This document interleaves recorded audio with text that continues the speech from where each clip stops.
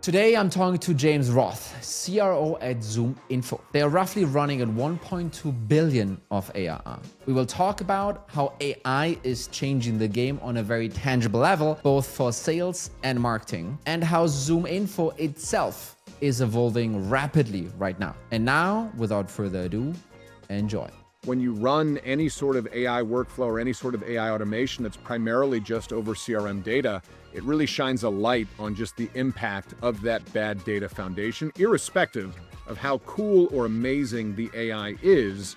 If it's running over 10 years of bad manually inputted data in CRM, you're just gonna probably miss a lot more and a lot faster. Creating this dichotomy of AI native versus old dinosaurs, it really is just marketing buzz so that people, it allows you to diminish, certain companies or again, sort of increase your sex appeal in the world of LinkedIn. AI native founders are just people that founded companies in a world of AI.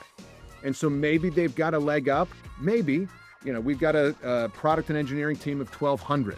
We've got the ability to go build out, spend the amount we spend in R&D, hundreds of millions of dollars. If it's sitting on top of the same or similar AI foundation, I would probably bet on the company that's got 1,200 product and engineering people that spends hundreds of millions of dollars on data than the AI native 4 really smart guys in a basement somewhere thinking about AI because they're in an AI world. You know what struck me? So I asked a couple of people now, and let's see if we keep this in.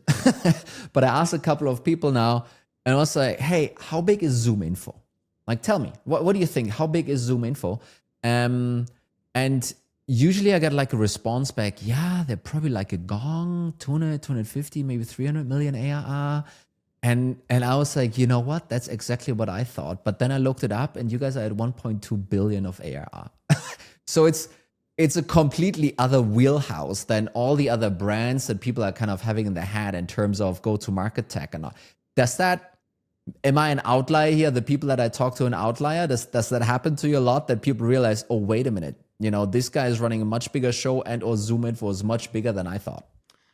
It's a great point. I think being that we're public, anybody that wants to look, they can find it. And that's even in and of itself might be confusing to folks that don't follow public markets closely, because they probably put us in with all the other private companies. But yeah, we crossed over $1 billion in revenue.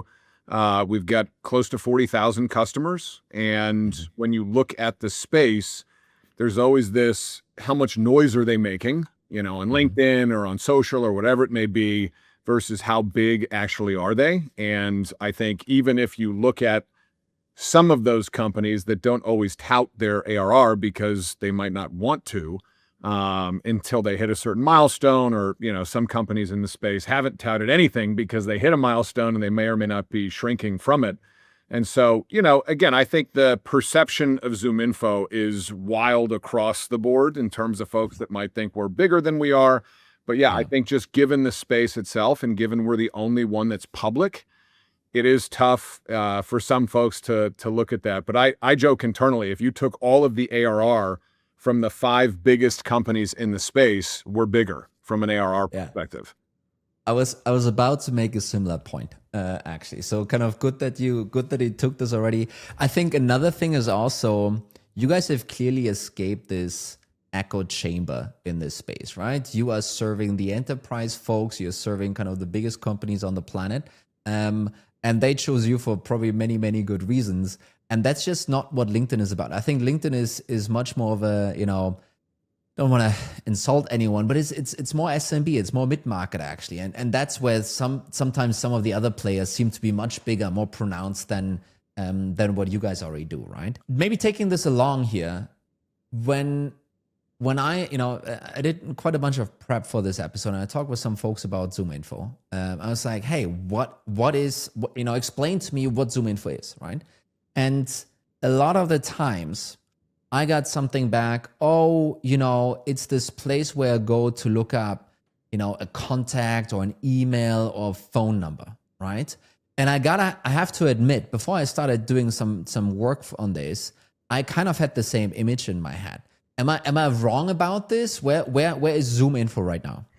Yeah, it's a great point. You know, it's funny when you're known for one thing, there's a blessing and a curse to that because everyone knows you for that one thing, which obviously helps getting to a certain size and scale. And in that particular area, you know, we are unequivocally the best just from a breadth and depth and reach and, you know, all of the ways that we can bring data in. And it's such a valuable part of go to market. So it's not like one of those legacy brand, you know, sort of anchors, if you will, because it still does drive tremendous inbound and everyone knows us. And I think every salesperson at some point at some time has used it. Yeah.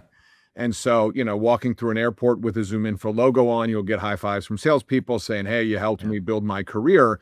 And as somebody that started in door-to-door sales with no information, yeah, I mean, it was certainly like a huge moment for our go-to-market 15 years ago when we implemented it. And so I think there's the benefit of that, where folks know us, folks typically have a good feeling about what we've done for them as sellers or marketers in the past. But I think we have not done a great job of articulating all of the additional stuff that we do. All of the, again, from an intelligence standpoint, yes, you've got contact data. That's a really important thing.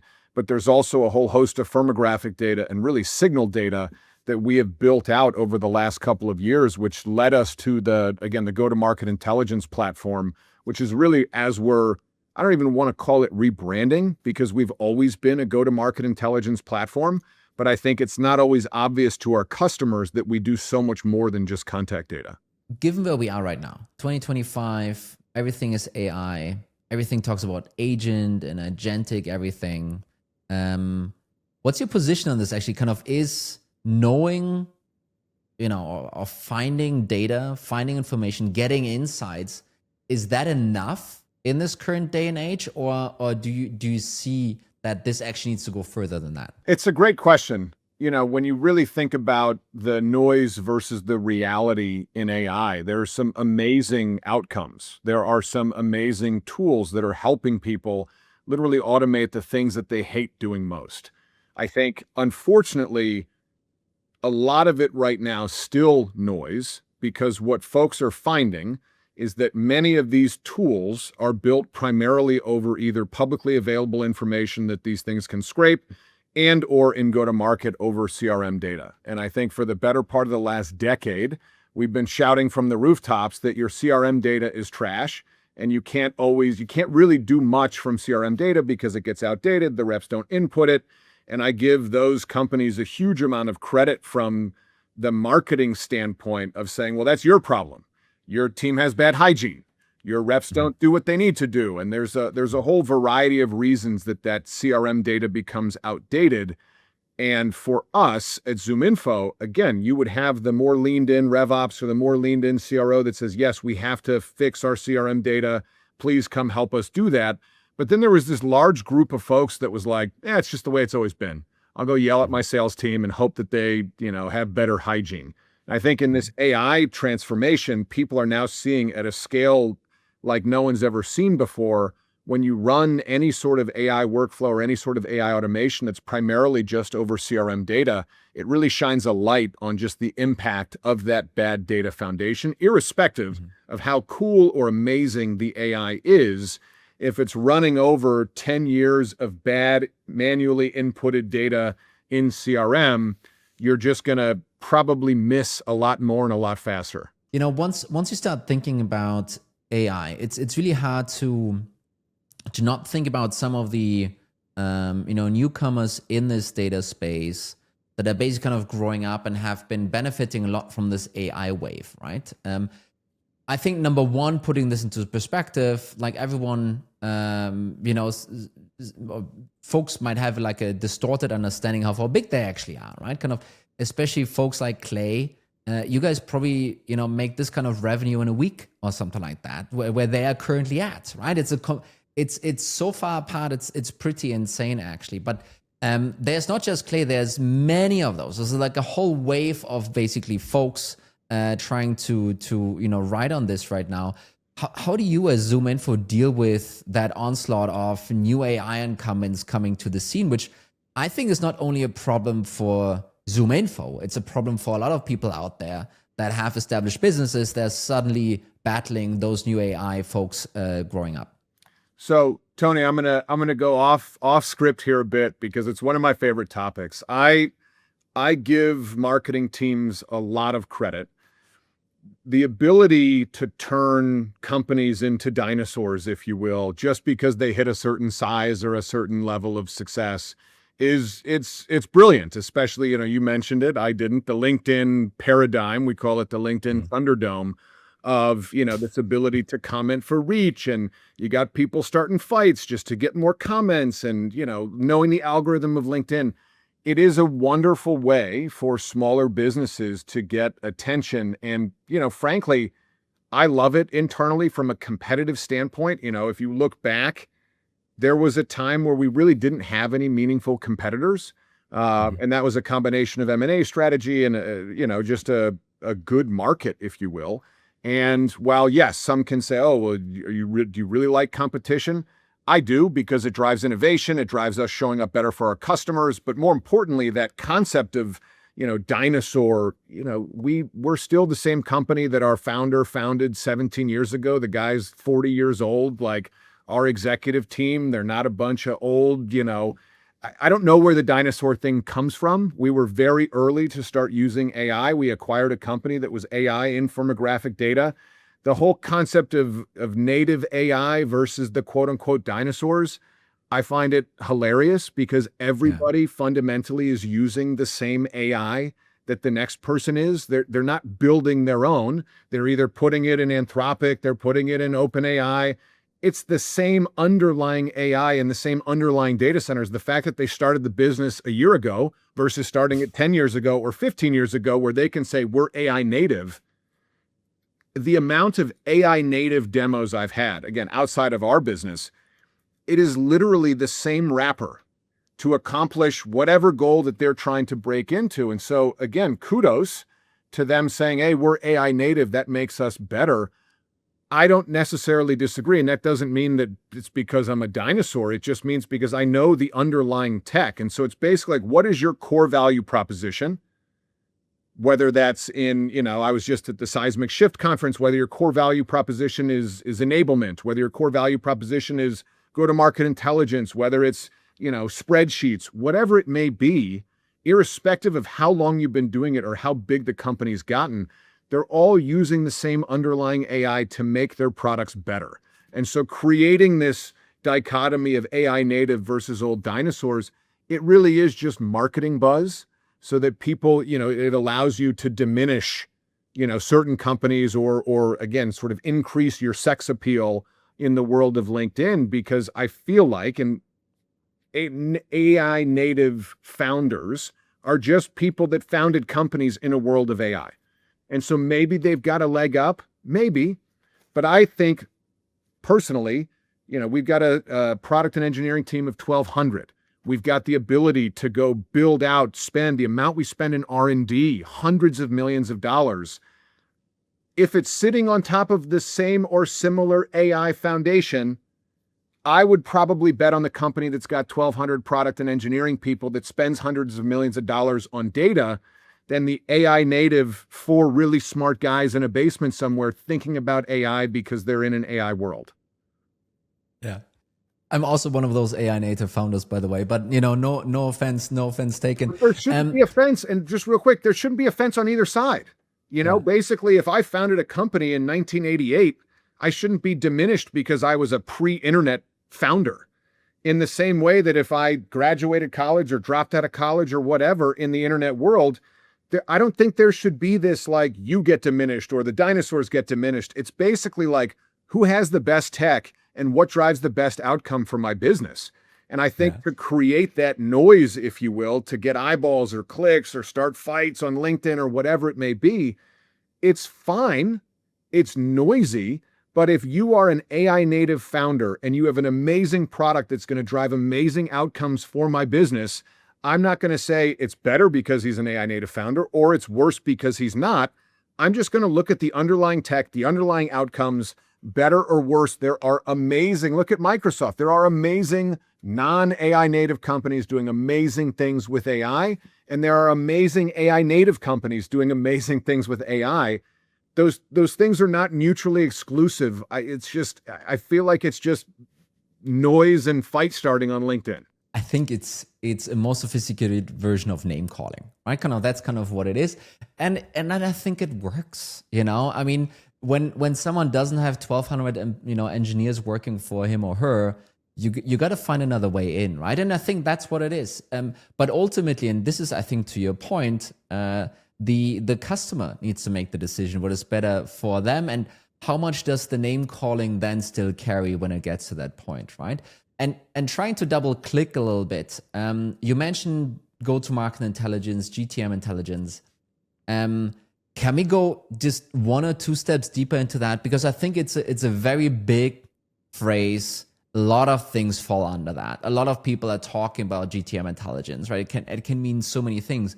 What does it mean for ZoomInfo? So go-to-market intelligence for us, if I think back just a couple years, everyone was trying to get to the same outcome, which was one platform for go-to-market that everybody's going to use. And so you had Clary, a great forecasting tool that then bought a conversational intelligence tool, and then they bought Groove, and so they wanted to get into sequencing, and Sixth Sense, great ABM tool that then bought Slintel to try to get into the data business. Everyone was trying to become this one-size-fits-all platform. We did it too. Obviously, we bought a lot of companies. Everyone was trying to go for that same approach. You think about 2020, 2021, 2022, the getting was great. If you could be that one sole provider in a growth world, it was amazing. I think what we learned the hard way, and a lot of other companies learned and are learning the hard way, is that, revenue, go-to-market wants best in breed. And so if you're the best in breed forecasting tool, that doesn't necessarily mean you're going to have the best in breed sequencing tool. And we did the same thing where we went to market and we said, hey, you don't need this anymore. You don't need that anymore. And we built out these things that were kind of far off our core competency. And so the go-to-market intelligence, especially in this AI world, the way I think about it is you've got amazing tools. You've got amazing products that sit in your go-to-market, and all of them require intelligence, whether that's firmographic, whether that's signal, whether that's psychographic, whether that's demographic. Each one of those tools to get to that better outcome. We discussed CRM earlier. If you're just running some of these tools over CRM or just over, first-party conversations, there's a whole 360 of kind of data that you're missing that will inform better actions. It'll inform better forecasting. It'll inform better sequencing. It'll inform better signal to action. And we've taken this approach to say, we don't need to go out and say, Chorus is better than Gong. If a customer loves Gong, we want to integrate to bring that first-party data, to bring that rich first-party data into an overall first, second, third-party data ecosystem that's actually working together, that's actually orchestrated so that you can go drive that better outcome irrespective of who's gathering it. And so I think that was a big shift for us. There was a period in time, hey, should we get into forecasting? Hey, we could probably build a less good forecasting tool. And I still see companies doing that. And I try to give them the cautionary tale of you can take a very happy $500,000 customer, tell them that they don't need SalesLoft or Outreach or one of these other tools, use ours, and it might not be as good. And then you ruin the NPS of a very happy customer, giving them a less great product. I try to tell other CROs and other folks that are in the midst of that transition, if we were to come out with a less good forecasting tool, great. Maybe some SMBs would want to, just have a one size fits all, and it would probably be okay there. However, we see the world as there are products and tools out there that are amazing, and customers love them, and they are driving the outcomes that those customers want, but they could be better if they had the right intelligence at the right time. And so marrying that first party, second party, third party data in to go inform, your next outreach, your account plan, your, forecast, whatever it may be. And just to really drive the point home, if you think about a forecast that's sitting on top of CRM and in some cases conversation data, that's great. But do you have the full buying committee? Your CRM's not going to tell you if you have the full buying committee. Your CRM's going to tell you who you've talked with and what the rep has put in as the buying committee, but you don't have that full picture. There's so much context, that's unless there's a mention on a conversation, or unless the rep hears it and puts it into CRM, if they raise funding, if they lay off 20% of people, if they have a key job change, if they get a new CFO. In the world of just first-party data and CRM in forecasting, you're going to miss so many critical things. And so, again, not to belabor the point, but that to us is go-to-market intelligence, where within go-to-market, across marketing, across sales, across data science, across signal to action, all of these areas that go-to-market practitioners should be focused on, they all require data. They all require intelligence. And I think what's interesting, you made the comment early on, yes, we've got SMB customers, we've got mid-market customers, we've got large enterprise customers. We serve the whole market. And as you're further down market, they're typically buying off the shelf, and we can go full end to end. And then as you move up market, it's really more of the journey of, okay, what do you have in place? What is built? What are you building internally from an AI chatbot standpoint? What are you doing? And where can we sort of pipe in this key intelligence to help whatever you already have built, versus going into that enterprise saying, everything you have stinks, everything you built stinks, we're all you need.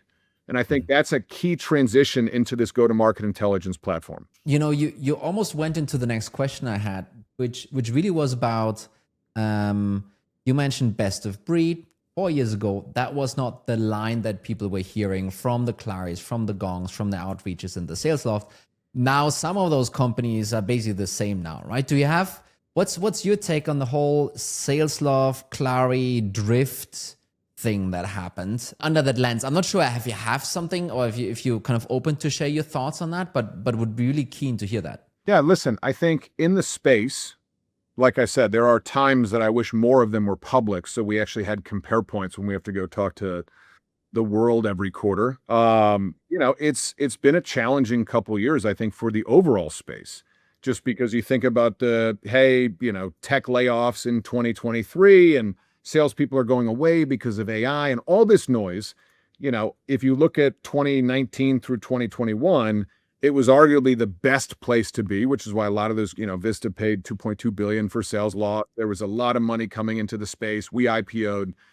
And now you look at today, where there's this, are we going to hire more salespeople? Are we going to spend more in this space, or can AI do it for us? So I think they're all great companies. And I think, frankly, we partner with all of them to drive great outcomes for our customers. There's my political answer. My non-political answer would be more so along the lines of, they're kind of taking on that similar approach to say, okay, if someone loves Sales Loft and someone loves Clary and they're all in the stack, let's bring it home together, but they have to be well integrated. Obviously, that was announced a couple of weeks ago as a cashless merger. Their ability to integrate those things, I think that will be the key determining factor of how successful they will be. And Gong kind of building out sequencing and building out forecasting internally. They're both great products. And if Sales Loft and Clary and Groove and Drift can integrate, that's ultimately what it comes down to. Having the different names on your shirt and bringing them together, it's going to be the same as it was before if they don't integrate them well.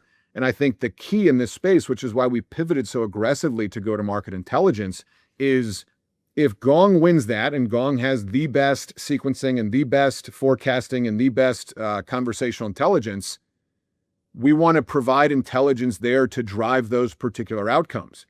I'm a huge Clary fan. I'm a huge Sales Loft fan. I'm a huge Drift fan. If they integrate really well, look at any industry. It is fine to have two great players. Again, to the competition point, it'll keep them innovative. It'll keep them listening to their customers.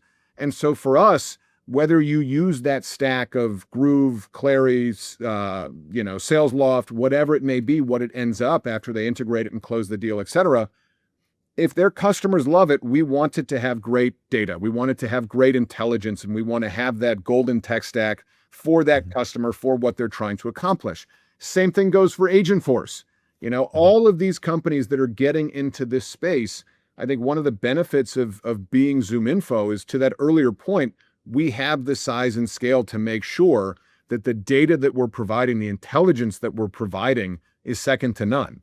And that's not because of AI native or non-AI native. It's because, back to those 1,200 people, we've got $500 million in free cash flow, and we've got a lot of people that make sure that data, and data is very, very hard to get right, is a lot of those companies that you didn't mention, but probably wanted to mention, that started getting into the actual data space, not as much the clay, which is more waterfall enrichment and bringing different data sources in, but the folks that really focus on the data itself, they realize it's really expensive, it's really hard, and keeping it clean and up to date and correct is also very hard.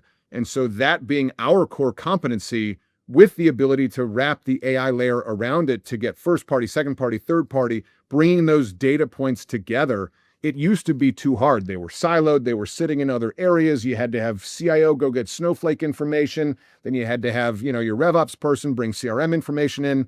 I think the biggest unlock in our space is the ability now to break those silos down, bring huge amounts of data together, both internal data, first party, third party, and actually make heads or tails of it. That is where we're seeing the biggest success, irrespective of kind of who wins the, that last mile sequence or forecast or whatever it may be. We've talked about sales of Clary. There was another piece of news that I wanted to get your take on, which was really Monday.com. You've probably seen it on LinkedIn. These guys are also public. They talk to the world in one of their quarterlies. And they talked about, oops, our SEO, our organic traffic is taking a large hit. And I think they lost something in the realms of like 30-40% in market cap, basically, in one day after that call.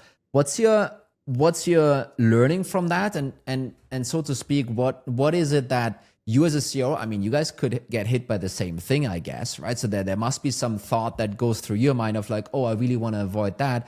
But also maybe, is there some learning here from other folks that are listening that maybe haven't, fully, gone through that problem in their heads yet?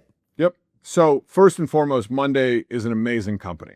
I mean, if you look at what they've done over the years, it's an amazing company.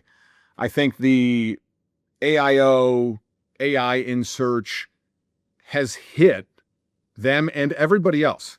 I don't think there is anyone that's impervious to that particular paradigm shift. I mean, think about the last time that you just went to Google normally and searched something. You're going to ChatGPT, or even if you do go to Google, you're typically just reading the AI summary, and that whole structure that's been in place for 2 decades that gets you to click through and click to the right page and search engine optimization, it's changing. And so I think there's a couple things there. I think Monday will absolutely solve for it. They're a great company.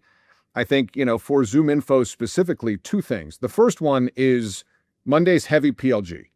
And so that affects certain companies that are heavy PLG more than companies that are sales-led. And so it's funny because we used to get hammered for being too sales-led for too long, and we need to move into PLG, and you have to do more with PLG, efficiency. And you have these folks that, have been all PLG, and when that top of funnel inbound that has literally created so many of these companies for the last couple of years starts, in some cases down 25%, in some cases down 50%, in some cases down 75%, you have to pivot very, very quickly. So we were well positioned in the sense, again, poorly positioned if you want to look at 9 months ago when we were getting hammered for not having more PLG. But now that we've got this team in place, we can pivot quickly because we don't need to go hire folks. We have them in-house. And so, to that point, the paradigm shift that I find really funny is that 18 months ago, everybody talking about AI was that it's going to replace salespeople. AI is going to take over salespeople. You're not going to need salespeople anymore. What AI really has done is crush inbound demand because of SEO. And so what people are doing is they're hiring more outbound. They are literally hiring more salespeople to go outbound because of AI. And so there's this resurgence of outbound, but I think intelligent outbound, and that's not like a tagline or a play on go-to-market intelligence. I started my career, like I said, in the most unintelligent outbound, which is knocking on cold doors. But that shift, Monday is hiring outbound people. A lot of companies are making their AEs that used to live this great life where I don't have to do any prospecting. This motion, my SDR motion, the inbound motion, I'm going to have 2 to 3 demos a day, and I don't need to ever pick up the phone to go outbound. those days are ending, and it's, I think, only going to get worse. And there's all kinds. I've sat in every roundtable, every consulting firm to try to figure out, okay, what can we do to optimize for AI search? Oh, go Reddit, go to YouTube. You got to pump out all this content and you got to be clear on this. They're all saying the same things, and it's not necessarily having the impact, because while you might move up a little bit, you know, and again, to your point on the size and scale, like ZoomInfo always comes up in these, you know, searches, but the ability to take that showing up and then tracking them to your actual company webpage and tracking that inbound, it's going to be hard for a while, irrespective of how good you get your Reddit page. And so I think companies have to move into more outbound, and they're scrambling. And I think some companies, I look back at us, we started seeing it in Q4 of last year. And of course, it's like, oh, is this seasonality? Typically November, December, we see inbound down because it's seasonal. Then Q1 happens and we're like, oh, is it tariff related? Is it macro related? But, you know, basically you can see quarter over quarter, month over month, as more people like yourself, myself, and everybody else out there start doing their searches in Claude or in ChatGPT, you start to see that go down. And so, yes, I would love to be in a world where I can sit back and say, yep, hey, marketing, go fix that. Let's get top of the funnel back. Go make sure Reddit's saying nice things about us. Or we could just go deliver and pick up outbound. And so what's been nice, you know, from again, just an inside baseball standpoint, we've got a large inbound team. You know, despite all the noise on LinkedIn, to your point, we still had a huge amount of inbound. And so we had a large inbound SDR team that was handling all of that inbound traffic. The opportunity for them is to shift to outbound, and then we can actually have AI supplement some of the things that those inbound SDRs were doing. Or if you really break it down, inbound SDR, first job. You know, it's usually our lowest level of the totem pole. Everybody has to start somewhere, and something comes inbound, they do a quick discovery, they set up the meeting for the AE. Talk about something that AI actually can help augment or automate in some cases. And that's not some cautionary tale for any inbound SDR listening. The ability to get to outbound faster is a faster promotion. You know, those guys typically have to fight in inbound for 6 months, 9 months, 12 months, get to the top, and then they move into outbound. And then from outbound, you go up to AE. It's an opportunity for folks to jump faster because of necessity. And so, again, it's a long answer to the Monday question, but we are seeing the same. I think everyone is seeing the same. I don't think there's any company out there, because these AI search engines have not monetized SEO yet. I don't know if they will. There's talks that Perplexity might. They might be the first to do it. But I also think they have their sights set on even bigger things. Yeah. So they're probably going to keep taking over the world the way that they are before going and focusing on search engine optimization and pay for clicks, et cetera. And so that isn't going to change. And I think the only thing that people can control right now is, I need to go outbound, and I need to go outbound more intelligently. So how can I bring on kind of a new class of outbound folks that are not just calling 100 dials a day and, you know, it's an activity game? How can we leverage all of this AI, all of this context, all of this data, all of these things that are out there? How can I go outbound more intelligently to offset what this gap is in inbound from AI search? So you touched on a bunch of things, obviously. One thing I wanted to double click on. So we talked about the negative impact of AI to the top funnel, basically, right? And you already mentioned it a little bit. Hey, we are maybe shifting the roles around a little bit. Some of the inbound stuff, maybe I can help that a little bit more. Some of the outbound stuff, maybe AI can't. And that's where we're shifting our talent. Do we have a couple of other, you know, I don't want to say tips, but other thoughts in your head where you think AI in the go-to-market under your purview, where you actually see use cases that work either for you, ZoomInfo, or for your customers, or for other folks that you're talking with? Where are those use cases that help companies? It's not about cost cutting, by the way, but, you know, be more efficient and then potentially allow them to redistribute some of their CAC budget to adjust for what's happening right now. Yeah. So I fully agree on the redistribution. I mean, you talk about inbound SDRs moving to outbound, or you talk about SMB folks that are moving into upmarket. I don't think it's a cost-cutting game. It is a reallocation of where you need bodies. I think, to answer your question super specifically on what we are seeing, especially mid-funnel, down-funnel, and across the board with AI, you know, there's a handful of things, and anyone who's ever run go-to-market or a sales team or even been in sales, there's a handful of things that your best 5 to 10 people do. They do the research, they have a point of view, they know that vertical, they know that sub-vertical, they know the size, and most importantly, they have a point of view. I think of all the things that make me cringe the most after having run sales for a lot of years is when a salesperson shows up without a point of view. And I think one of the things we're seeing the most success with, both internally, products that we're selling, it's not a shameless plug, but the ability to get kind of a point of view in a box now in one click, where you can take, again, if you're selling to me, in an instant, you can get the 10K recapped, you can get our last earnings call recapped, you can get all of the key, we just promoted an interim CFO to a full-time CFO. There's so many data points out there that I would have, as a great rep 10 years ago, had to do just a huge amount of research. Yeah. Somebody would have said, oh, why is Roth so good at sales? Because I do that, and so many people don't. The level of organization, going through all of these different channels to find out, what am I going to say when I talk to Toni? And I think that from a mid and a bottom of funnel standpoint that we're seeing is the ability to say you don't need to be an industry vertical rep. Like, you look at companies that were great 10 years ago, they would go hire somebody that had been in the retail business for 20 years and they were the retail vertical rep. You can become, a retail vertical rep so much faster, knowing their acronyms, knowing, what's important to them, who their competitors are. That used to take somebody that had built that muscle up. And now you've got this democratization or this equalizer where I can be an expert in retail and know exactly what I should be saying based on all of this first, second, third-party data that exists. So I would say, that's a huge driver. I think one of the additional areas, again, to the data silos, we've built this internal chatbot, and then externally we call it Go-to-Market Studio, which is, if I think about even 2 years ago, if I said, Toni, you're my leader of RevOps, I want to go run a really aggressive campaign against anybody that went with 6 Senses data, because I know they're probably coming up in contract, and I also know how hard data is. We'll leave it at that. You would, as the RevOps leader, have to go to, again, CIO. You'd have to go pull snowflake tables. You'd have to see conversations. You'd have to go into CRM. It would take you weeks.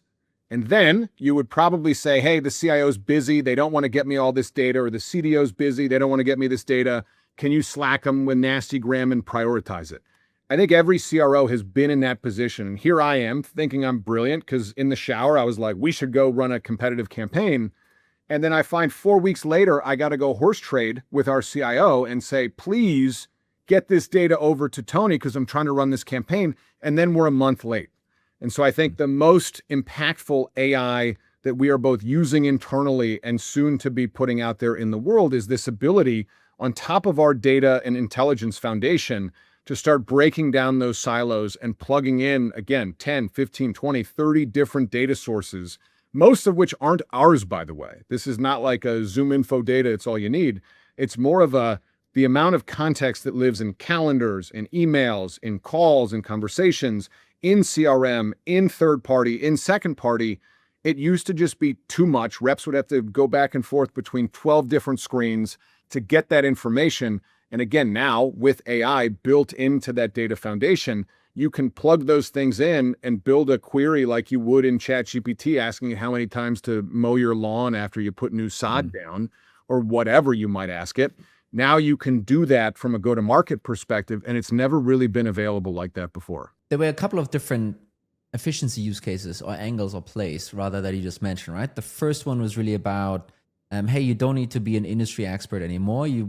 What does that mean for your organization? Well, you don't have to be too rigid with your chessboard, basically, right? People can move around more freely. That gives you flexibility. If a rep leaves, it's very easy to backfill that, right? It's number one. Number two, hey, we can cut down the research. That's another piece, right? Which speaks into this RGA, revenue generating activity, trying to get that up, right? And then I think the last thing you mentioned here, just to kind of repeat that back, was almost I don't need to wait for some data person to help me with my problem. I can just be creative, think this up, whatever I want to do, and go execute this, right?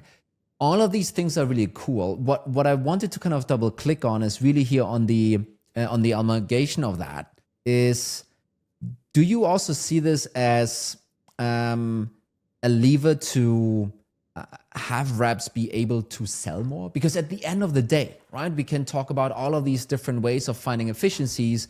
A hard-nosed CRO, not necessarily unlike yourself, would be like, hey, where's the money in the end, right? Can I increase quota? Can I have fewer reps? Can I relocate some resources? Do you think that these things are going to enable teams to really make those efficiency plays come through in their P&L, in their CAC, and their CAC payback, and all of these different metrics? Yeah, so I'll use a quick example that I should articulate, I think, pretty well what the ultimate outcome is. So we just came to market with a new data set. For those in the data business or those in go-to-market, SMB data is very challenging. There's not a lot of public information on them. Companies, believe it or not, are still sending people out to the mean streets to go knock on doors to find information out about them. And there are a host of companies that are very large that still have huge SMB sales, if you will. Mm-hmm. So we had this problem and we said, okay, we've got the resources. How do we go solve this SMB data problem? Mm-hmm. We basically went Secretary of State, we went state by state, Freedom of Information Act, and you can see every week, basically new business formation. And so, James and Toni decide to go open a coffee shop. We have to go file. We're a new business. Now you got James, you got Toni, and you have that information. It's all publicly available, but it's hard and it takes a lot of work to get to. But it's an incredibly important data set if you're Toast and you're trying to find new restaurants every week. The reason I bring this up from an AI perspective, so that's like the ground and pound, let's go get that data because it's going to be really important to anybody who's selling to SMB. Now, for anybody in revenue leadership, a couple of years ago, here's what would happen. Hey, everybody, 2,000 salespeople, we've got this new data set, go. And they would go show up to Zscaler that's got 7,000 enterprise customers and never sells a thing to the SMB. And they show up, they waste a call, they waste a relationship, and it's like, Toni, why would you try to sell me this data? I don't care about SMB, we sell to the enterprise. And then you'd get mad at the sales rep being like, how'd you not figure that out? And they're like, well, you told me to go sell this and I got 50 other accounts. And I think every revenue leader has been in that case. What we've been able to do is we could go in to Go-to-Market Studio and basically say, in my territory, in my patch, in North America, wherever, show me all companies that are customers of ours that have either on a chorus call or on conversational intelligence complained about our SMB data, or in earnings or public filings, they sell to the SMB. We had all these different proxies for fit for companies that would sell to the SMB. And even in our enterprise segment alone, we were able to shrink that ecosystem down to 1,500 customers that we knew cared about the SMB, whether they told us via first party, whether they said it publicly, whether they went on their earnings call and said, we're going to go to the SMB now. All of those things, it would have been an impossible data exercise prior to a go-to-market studio. And so now I can say, here's this data set that is unbelievably relevant to these 1,500 customers in the enterprise. Here's really tailored messaging to each of them, because it's not just getting the list. There's a lot of cool AI companies that can build you a list based on scraping public information or whatever it may be. It's getting that list of here's the 1,500. Here's why we know unequivocally that they sell to the SMB and care about the SMB, whether they told us directly or we found it XYZ123. And then most importantly, here's all the context from their account relationship with us, their growth with us, their downsell with us, all the conversations that we've had. Here's a point of view. So me as a seller, at the click of a button, I can say my territory of 50 enterprise accounts, I've got 6 that care about this SMB data, and I've got a point of view, account plan, account brief for each of them that allows me to go into them, vertical specific, sub-vertical specific, first party context specific. If you think about the amount of waste, and I think, some people could listen to that and be skeptical. Oh, I can get an account plan AI from such and such tool, and I can build a list from AI such and such tool, and they're AI native. The ability to do that end to end, I had to say it. The ability to do that end to end, and more importantly, end to end to the actual outcome, to the actual action that you're taking, and then put it into a sequence and then get marketing around it. That doesn't exist. And I think more importantly, the amount of time that goes into that. If the old James Roth at 10 years ago is that good rep doing all that research and all that organization, think about the waste that I'm not in front of those customers. And so we have this, we are a heavy data tracking company, as I'm sure most could imagine. The thing that we cannot do is spend a bunch of money on AI and then not get the outcome from it. So we pull each of our enterprise reps and we look at time spent, another easy thing to get. And so we have a rep, his name's Josh, enterprise guy, he's got 20 accounts, and he's got a large expansion opportunity with a big cybersecurity firm. And we basically went into the chatbot, we said, show me how Josh has spent his time on this account. 35 hours in meetings. That's good. 35 hours in meetings is great. 85 hours doing prep, account planning, docs, because again, we see all the Google Docs, all the Google Sheets, we see that. 85 hours for 35 hours of meetings. And so the ability to take the 85 hours down to 10 hours, and this is not anything revolutionary in AI land, it's the number one use case of like, oh, more efficiency, save time. But taking it a step further to say, if Josh saves 75 hours on this one account, then I'm going to look at Josh's calls, I'm going to look at Josh's meetings. There should be an increase somewhere else. And so that is just the basic time back. Josh should go from 35 hours of meetings to 45 hours of meetings and cut that, and that's just in one account. And so we track that maniacally to make sure that this isn't just some, hey, Josh has got a better life now. He's going to go walk his dog more. Work-life balance is a great thing. Disclaimer, cut that if you want to. But like making sure that it leads to that better outcome in terms of more meeting coverage and conversion rates, close rates, all the above. I think you're touching on a point that I really, really wanted to get to. So I'm really happy about that. And it's all the AI tools from all the AI native founders. It's all the tools that have been around and are plus $1 billion.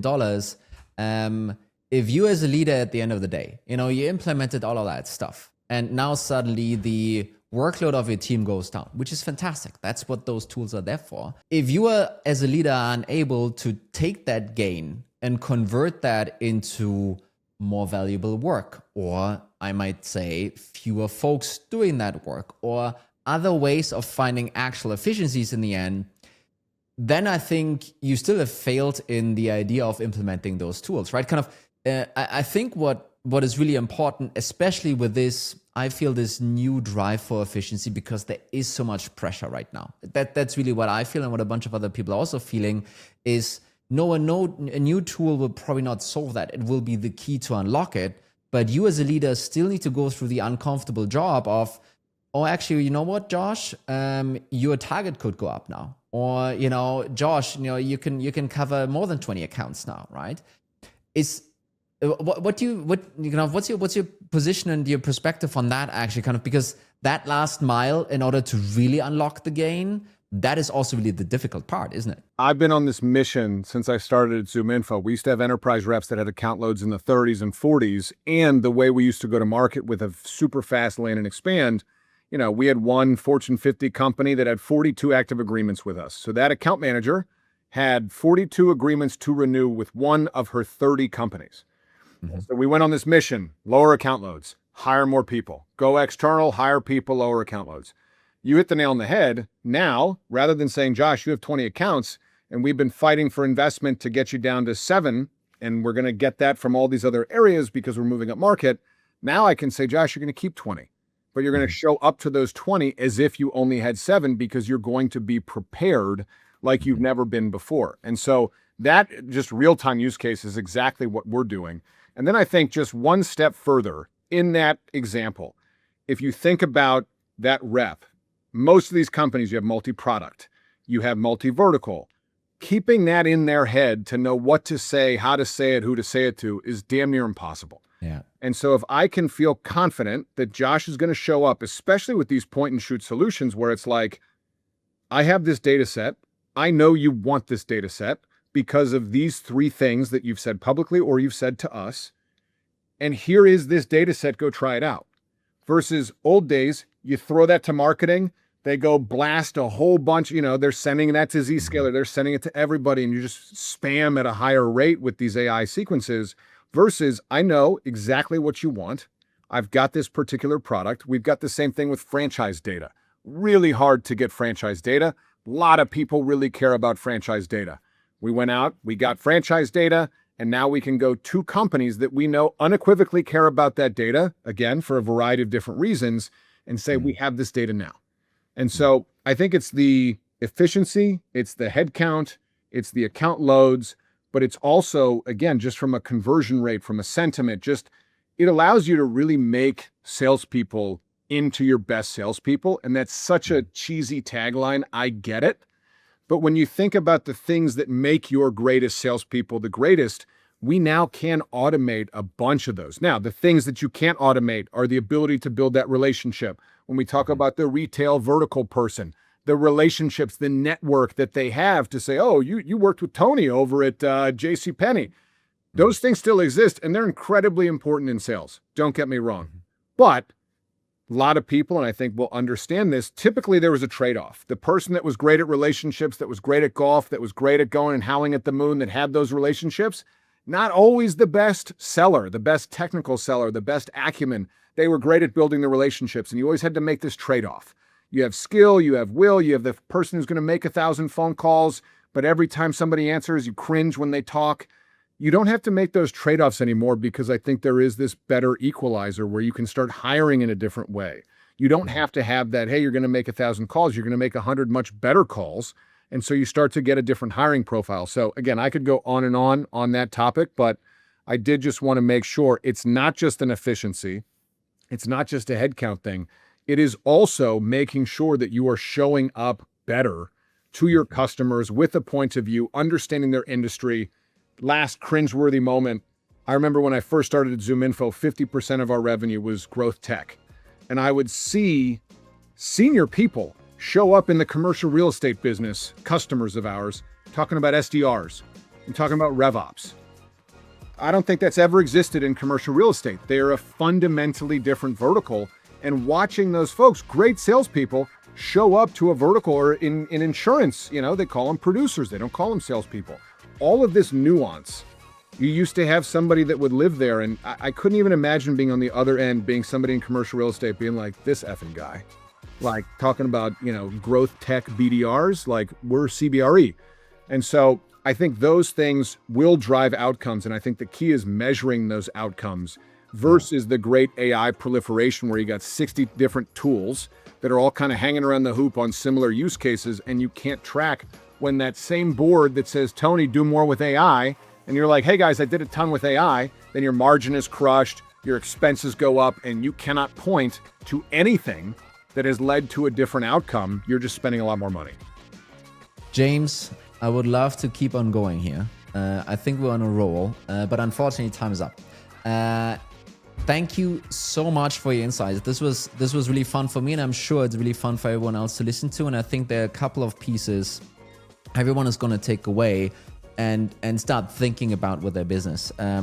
James, thanks. Thank you, Toni. Thanks for having me on. Next week, I have Raul back on the show, and we are discussing how we believe the $5 million ARR per year AE can be achieved with AI. If you don't want to miss this, then hit subscribe and see you next week.